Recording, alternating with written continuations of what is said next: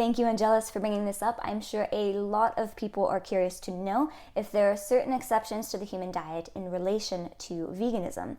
And although I have yet to come across compelling evidence that proves that the majority of the human race must be sustained on the decaying cooked flesh of animals, there's still time. Although on a spiritual note, I do have my doubts, thinking that people who have physical bodies that reject high vibrational foods are in fact vibrating at lower densities and thus must fuel their physical body with low vibrating fuel sources. I'd like to now give some perspective, starting with the condition of my mother. My mother has cancer, and she cannot eat fruit because it has sugar.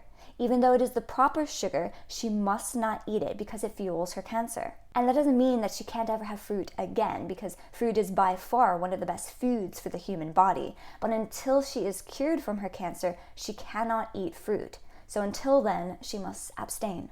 The notion that some people's bodies cannot eat certain things, which somehow leads one to assume they can never eat those things so long as they live, is not a structurally sound argument. And this without knowing scientifically why the body disagrees with those certain foods.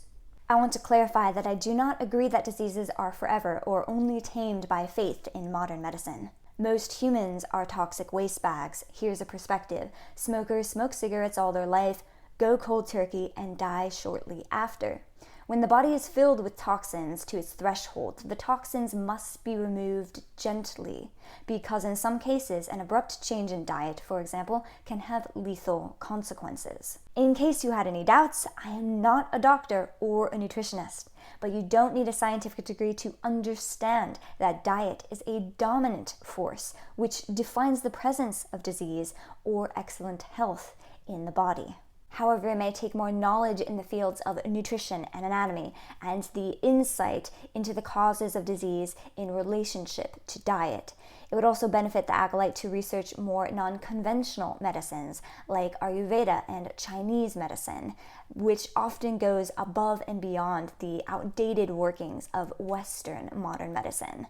The mucusless diet healing system for those who are hungry for truth. Not everyone is selfish, but it is a human nature to want to be that exception, because that means that we can avoid the effort of having to dismantle our entire belief in a system that we put so much faith in, and put our life in somebody else's hands, therefore avoiding our own responsibilities. Nobody likes to admit that their actions have led to where they are today, and others feel powerless because of a disease they were born with and told that they would never recover from.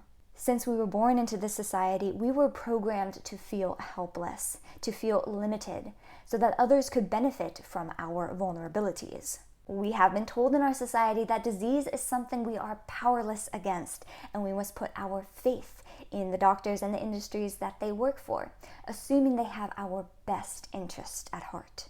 There are, of course, selfless doctors who genuinely care about their patients, but at the end of the day, most doctors know that they get their money from a sickly and ignorant population than the reverse. Now, of course, the pharmaceutical industry doesn't want you to hear this, but people have cured sickness and disease after switching to a raw vegan diet.